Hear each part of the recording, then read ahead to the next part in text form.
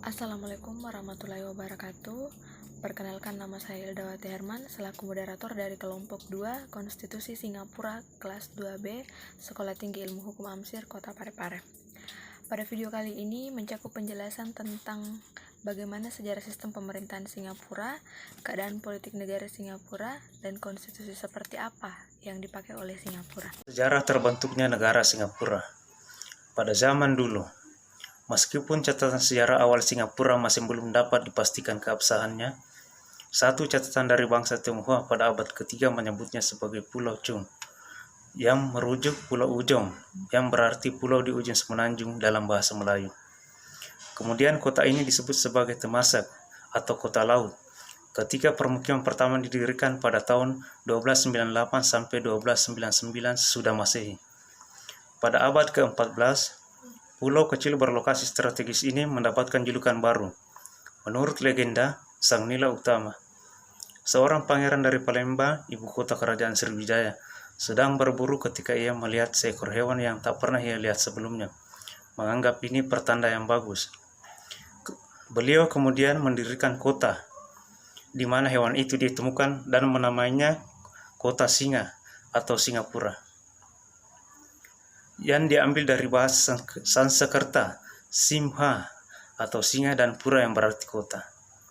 Kota ini kemudian diperintah oleh 5 raja Singapura kuno. Terletak di ujung semenanjung Malaysia, titik pertemuan alami rute pelayaran. Kota ini berkembang menjadi pos perdagangan bagi berbagai kapal laut, mulai kapal layar dari negeri Tiongkok, kapal layar Arab, kapal perang Portugis hingga perahu Bugis. Efek Raffles. Singapura modern didirikan pada abad ke-19 berkat politik, perdagangan, dan seorang pria yang dikenal sebagai Sir Thomas Stamford Raffles. Selama masa ini, kerajaan Inggris sedang mengincar pelabuhan singgah di kawasan untuk dijadikan pangkalan armada niaganya, dan demi mencegah setiap kemajuan yang dibuat Belanda, Singapura yang saat itu sudah menjadi pos perdagangan baru di sepanjang Selat Malaka tampak sesuai.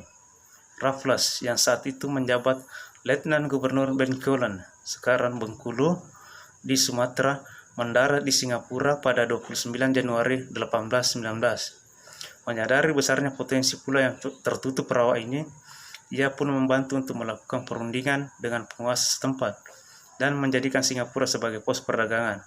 Dan perdamaian. Kemakmuran Singapura mengalami pukulan besar selama Perang Dunia Kedua.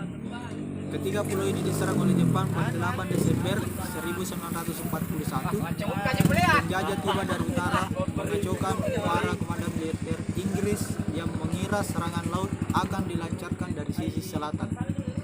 Meskipun menang jumlah, pasukan sekutu menyerah kepada Jepang pada tahun baru Imlek, 15 Februari 1942. Ini merupakan tindakan menyerah terbesar dari pasukan Inggris dalam catatan sejarah. Pulau ini yang dulu dielu-elukan sebagai benteng yang tak tertembus diganti namanya menjadi Soyanto atau cahaya dari Pulau Selatan dalam bahasa Jepang. Ketika Jepang menyerah pada tahun 1945, pulau ini diserahkan kepada pemerintahan militer Inggris yang tetap berkuasa hingga negeri-negeri selat yang terdiri atas Penang, Malaka, dan Singapura dibubarkan pada April 1946. Singapura menjadi negara koloni kerajaan Inggris. Jalan menuju kemerdekaan. Pada 1959, bertumbuhnya jiwa nasionalisme mengarah pada pemerintahan mandiri dan pemilihan umum pertama yang diadakan di Singapura, People's Action Party atau PAP, menegaskan sebagian besar dari 43 kursi dan Lee Kuan Yew menjadi Perdana Menteri pertama Singapura. Pada 1963, Malaysia dibentuk, terdiri dari Federasi Malaya, Singapura, Sarawak, dan Kalimantan Utara, sekarang Sabah. Gerakan itu dimaksudkan untuk mendorong hubungan yang lebih dekat, namun penyatuan Singapura dengan negara lainnya terbukti gagal. Dan kurang dari 2 tahun kemudian, pada 9 Agustus 1965, Singapura meninggalkan Malaysia untuk menjadi negara demokratis dan merdeka yang berdaulat. Mengenai sejarah sistem pemerintahan Singapura. Politik di Singapura telah didominasi oleh People Action Party atau PAP sejak pemilihan umum 1959, ketika Lee Kuan Yew menjadi Perdana Menteri pertama Singapura. Ketika Singapura memiliki pemerintahan sendiri dalam kerajaan Inggris, PAP telah menguasai pemerintahan dan memenangkan setiap pemilu sejak itu. Singapura meninggalkan persemakmuran Inggris pada tahun 1963 untuk bergabung dengan Federasi Malaysia, namun diusir dari federasi pada tahun 1965 setelah Lee Kuan Yew tidak setuju dengan pemerintahan federal di Kuala Lumpur.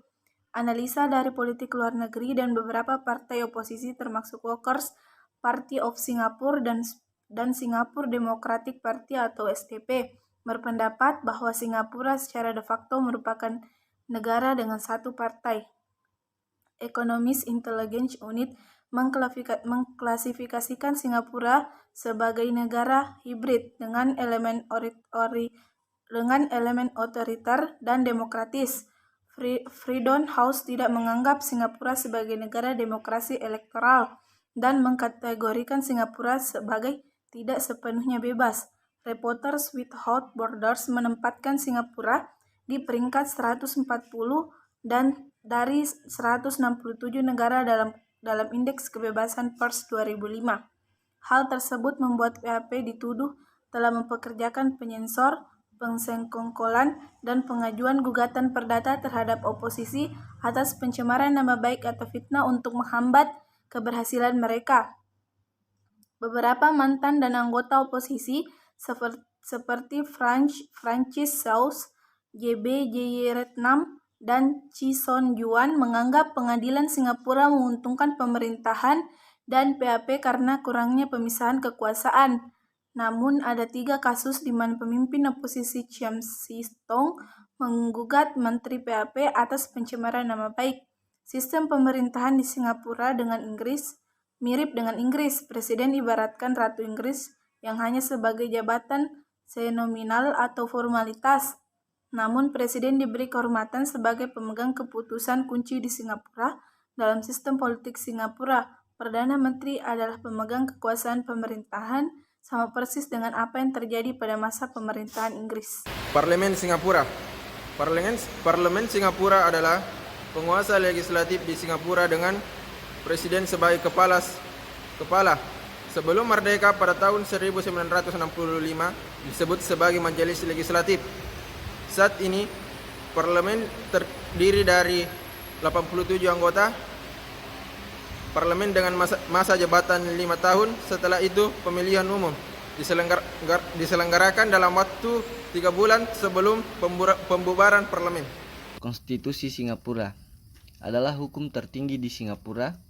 Konstitusi itu tidak dapat diubah tanpa dukungan dari lebih 2-3 dari anggota parlemen pada pembacaan kedua dan ketiga. Presiden dapat meminta pendapat tentang isu-isu konstitusional dari pengadilan yang terdiri tidak kurang dari 3 hakim pengadilan agung. Isi konstitusi tahun 1999, bagian pertama yaitu pendahuluan, bagian kedua Republik dan Konstitusi, bagian ketiga perlindungan kedaulatan Republik Singapura, bagian keempat kebebasan fundamental, bagian kelima pemerintah, bagian ke-6 Dewan Penasihat Presiden, bagian ke-7 Dewan Presiden untuk hak minoritas, bagian ke-8 Yudikatif, bagian ke-9 Layanan Politik, bagian ke-10 Kewarganegaraan, bagian ke-11 Ketentuan Keuangan, bagian ke-12 Powers khusus melawan kekuasaan subversi dan darurat, bagian ke-13 Ketentuan Umum, bagian ke-14 Ketentuan Peralihan, jadwal pertama, jadwal kedua, jadwal ketiga, jadwal keempat, jadwal kelima, legislatif sumber, legislatif sejarah. Adapun pokok-pokok konstitusi Singapura adalah hukum yang tertinggi di negara Singapura yang mempunyai fungsi pokok untuk menjamin warganya memperoleh 1. Kebebasan seseorang terbatas, 2. Pelanggaran perbudakan dan kerja paksa, 3.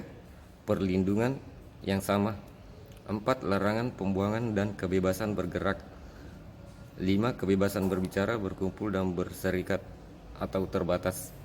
Kebebasan beragama atau dalam kurung terbatas. 7. Hak atas pendidikan. Konstitusi di Singapura tidak dapat diubah tanpa dukungan 2 atau 3 anggota parlemen.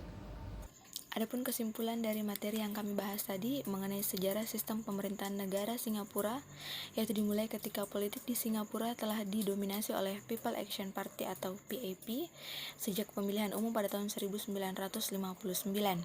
ketika Lee Kuan Yew menjadi Perdana Menteri pertama Singapura, yaitu ketika Singapura memiliki pemerintahan sendiri dalam kerajaan Inggris. PAP telah menguasai pemerintahan dan memenangkan setiap pemilu sejak saat itu. Negara Singapura memiliki jenis kekuasaan republik, bentuk negaranya adalah kesatuan, dan sistem pemerintahnya adalah parlementer. Sistem pemerintahan negara yaitu dengan adanya lembaga-lembaga yang bekerja dan berjalan saling berhubungan satu sama lain menuju tercapainya tujuan penyelenggaraan negara. Lembaga-lembaga negara dalam suatu sistem politik meliputi 4 institut pokok, yaitu eksekutif, legislatif, dan yudikatif.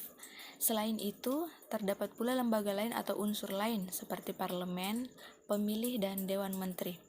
Baik, demikianlah materi dari kelompok kami mengenai konstitusi Singapura. Lebih dan kurangnya mohon dimaafkan. Billahi taufiq wal hidayah. Wassalamualaikum warahmatullahi wabarakatuh.